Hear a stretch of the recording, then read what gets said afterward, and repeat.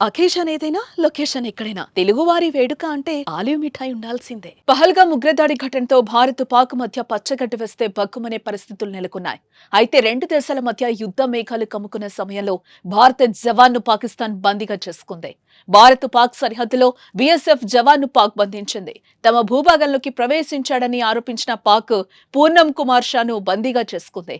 అయితే మళ్లీ రెండు దేశాల మధ్య ఉద్రిక్తతలు తగ్గుముఖం పట్టిన తరుణంలో పూర్ణం కుమార్ షాను పాకిస్తాన్ విడుదల చేసింది.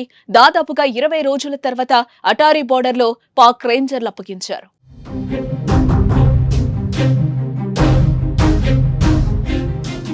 ఫిరోజ్పూర్ బోర్డర్ దగ్గర 182వ బెటాలియన్కు చెందిన బీఎస్ఎఫ్ కానిస్టేబుల్ పీకే సింగ్ ప్రమాదవశాత్తు బోర్డర్ దాటాడు. దీంతో పాకిస్తాన్ రేంజర్లు బీఎస్ఎఫ్ జవాన్ పీకే సింగ్ ను బంధించారు. ఆ సమయంలో పీకే సింగ్ బీఎస్ఎఫ్ యూనిఫామ్ ధరించి సర్వీస్ రైఫిల్ తో ఉన్నారు. సరిహద్దు అవతల పొలం పనులు చేసుకుంటున్న రైతులకు తోడుగా ఉన్న పీకే సింగ్ ఒక చెట్టు కింద నీడలో కూర్చొని ఉండగా పాక్ రేంజర్లు ఆయన్ను బంధించారు. పీకే సింగ్ నిర్బంధంపై సరిహద్దులోని భద్రతా దళాల మధ్య అప్పట్లో సమావేశం సాగింది. బీఎస్ఎఫ్ జవాన్ను తక్షణమే విడుదల చేయాలని, లేని పక్షంలో తీవ్ర పరిణామాలు ఉంటాయని భారత్ స్పష్టం చేసింది. పహల్గామ్ ఘటన తర్వాత జరిగిన పరిణామాలతో భారత జవాన్ నిర్బంధం చర్చనీయాంశమైంది. ఏప్రిల్ 23న సాయంత్రం జవాన్ను పాక్ నిర్బంధించింది. ఇక ఆ తర్వాత అనుకోని పరిస్థితుల్లో రెండు దేశాల మధ్య యుద్ధం జరిగింది. దీంతో అప్పటి నుంచి అంటే సుమారు 20 రోజులకు పైగా పూర్ణం కుమార్ షా పాక్ లో బందీగా ఉన్నాడు.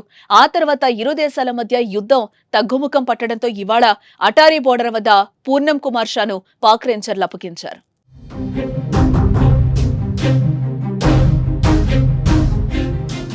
ఇదిలా ఉంటే భారత జవాన్ పాక్ అదుపులో ఉన్నప్పటి నుంచి పీకే సింగ్ కుటుంబ సభ్యులు తీవ్ర ఆందోళనకు కూడా గురయ్యారు. 3 వారాల క్రితమే సెలవు ముగించుకుని విధుల్లో చేరిన తర్వాత ఇలా జరగడంపై షా కుటుంబ సభ్యులు తీవ్ర దుఃఖసాగరంలో మునిగారు. తన కొడుకు పరిస్థితిపై ఆరా తీసిన షా తండ్రి తీవ్ర భావోద్వేగానికి గురయ్యారు. ఆయనతో పాటు షా 7 ఏళ్ల బాబు నాన్నకేమైందంటూ నిత్యం షానే కలవరించేవాళ్లట. ఇక భార్య అయితే రోజు అతన్ని తలుచుకుంటూ కన్నీరు మున్నీరుగా విలపించేవారట. ఇలా 20 రోజుల తర్వాత పాక్ నుంచి సురక్షితంగా రావడంతో కుటుంబ సభ్యులు ఆనందం వ్యక్తం చేస్తున్నారు.